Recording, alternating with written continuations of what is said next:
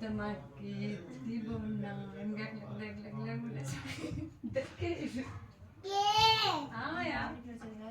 তীরে রোজগার সকালে বেড়ানো শেষ করে সে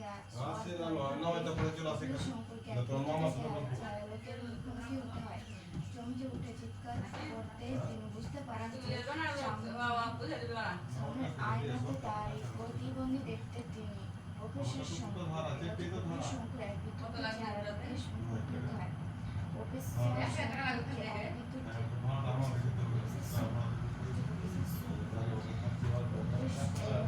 রোজগার সকালে বেড়ানো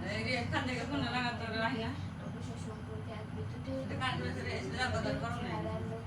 মুখোমুখি হতে হয়। বুঝতে পারেন যে তারাই প্রতিবিম্ব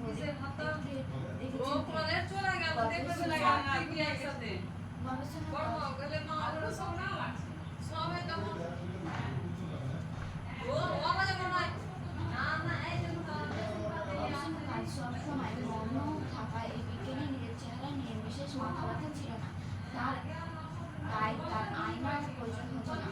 সেই কারণে ক্যালেন্ডার দিয়ে আয়নাটা ঢাকা ছিল। আয়না নিজের চেহারা দেখে চমকে ওঠার মতো ঘটনা নির্মিত বিজ্ঞানীর কাছে একটা বিশ্রী কাণ্ড বলে মনে হয়েছিল। তিনি বুঝতে পারেন যে ভৃত্য পুরোনো বছরের ক্যালেন্ডারটিকে সরিয়ে নেওয়ার জন্য